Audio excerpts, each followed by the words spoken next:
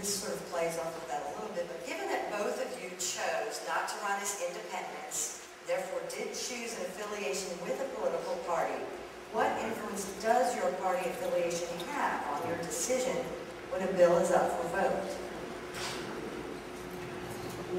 You know, I wish that the minority leader in the House of Delegates were here. His name is Delegate Armstrong, and I am probably the biggest pain he has ever met because he never knows how I'm going to vote. When a bill comes up or legislation is moving through the General Assembly, I call people at home, I do my homework, I find out what the financial impact of a certain piece of legislation will be. I want to know how everything and anything is going to affect this community. I do not answer to a party. I do not answer to a caucus. I answer to you. I have from the moment I have been over there. I have voted for as many Republicans, maybe more than Democrats, over the years. I vote for the person. When I was first running, I'll share this story with you, that we only had the 3.5 weeks and they were doing mailers and they would be sending them out, and because it was such a condensed period of time, they were really focused on leading Democrats and Democrats. And I kept saying to them, I'm not getting mailers. You know, where are they? Are you sending them out? I was very worried. And it turns out that I had voted Republican just enough that I did not even get my own mailers. Not to his word. You know, this is not about being in a party. This is about being your person and wanting to do this because you're trying to make the world a little bit better. I don't answer to anyone else. You can check my record. I was the only Democrat to vote for right to work to be in the Constitution. I voted, they're just a number, but I answer to you, and that's it.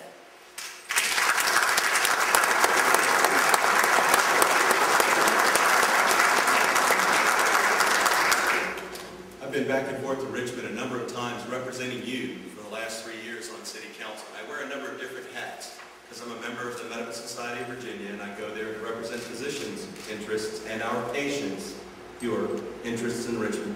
I go there to represent the Virginia Municipal League, which is a governing body of all of the locally elected officials.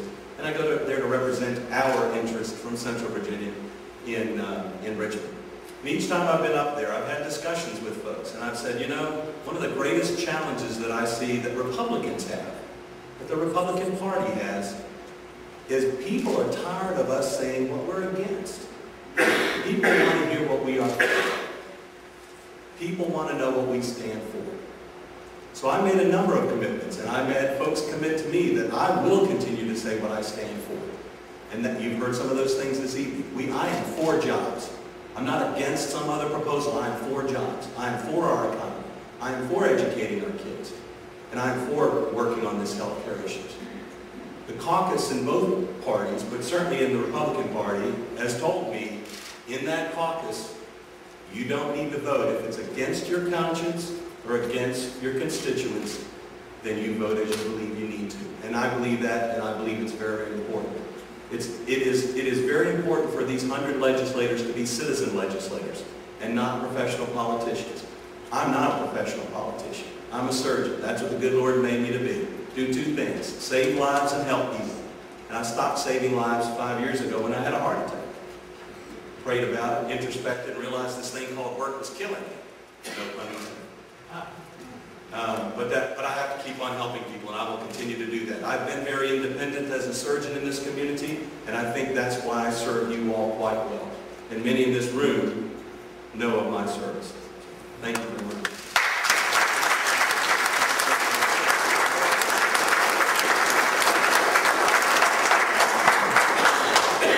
Dr. Garrett, what is the biggest misstatement your opponent has made about you that you would like to clarify? Well, I think clearly the biggest misstatement is that I'm confused or that I'm misrepresenting her comments and her statements and her own words. I don't know how anyone else reasonably could listen to these questions, read these questions, and see what Delegate Valentine has said and interpret it differently. When one says, I believe transportation is the greatest unmet need for our Commonwealth, I believe that our tax structure needs to be changed to put more money into transportation.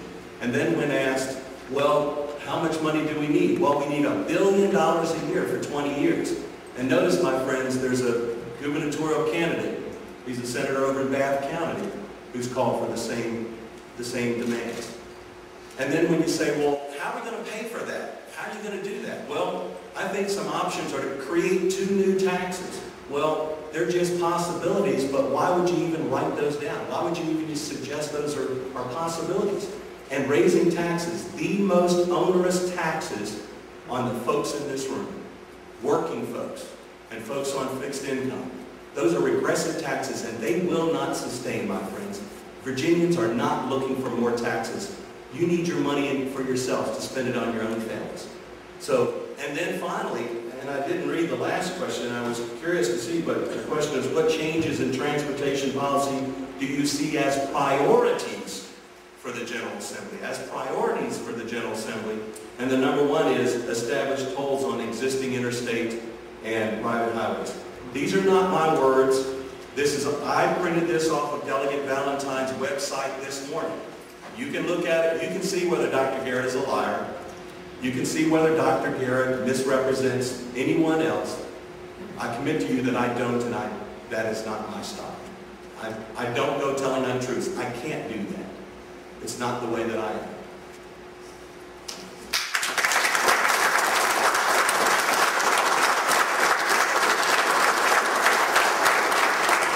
I borrowed the questionnaire. I didn't bring it with me. If you all go to my website and you see the sequence of questions, you'll be able to follow exactly what the questionnaire is, why the questions were asked in the order that they were, why they were asking us which revenue sources should be designated to transportation. I have, and I do mean this, you could pay me $1 million, and I would not deliberately represent anything that you've done. If I say something that is wrong or misleading, I would apologize. That is how serious I believe this election, every election is. Who in the world would want to do something like this when it's like jumping off a cliff? Telling the truth is so important. So I do urge you all to go. I will say, I didn't say that transportation is the most important need in Virginia. It said, what do you think are the 3 most important issues facing the Commonwealth? And I said, the economy, energy, and health care. And then it goes on to talk about transportation and all the other issues. I have no desire to represent in any way anything that Scott Garrett has done or said, ever. The questionnaire should speak for itself. I stand by my answers. I am not afraid to discuss revenue sources. I am not afraid to discuss the problems we face. And I am certainly not afraid to discuss solutions with the business community in Virginia. It's what I do. We have invested, as I mentioned before, we have 6.9% unemployment. Virginia is down in revenue about 9.2% this year. We're looking at an additional 1.6%. We have to go back after cutting $5.6 billion from the budget and cut another $1.35 billion. I will tell you, that is how we have balanced a budget in very serious times. We have cut this budget.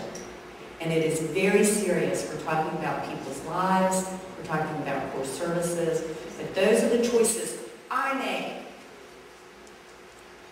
In Virginia, we have not raised taxes even through these very difficult times. We have not delayed refunds to taxpayers. We have not delayed paychecks to employees because the goal has been to get money in your hands and to create liquidity in this economy. We have not issued IOUs to vendors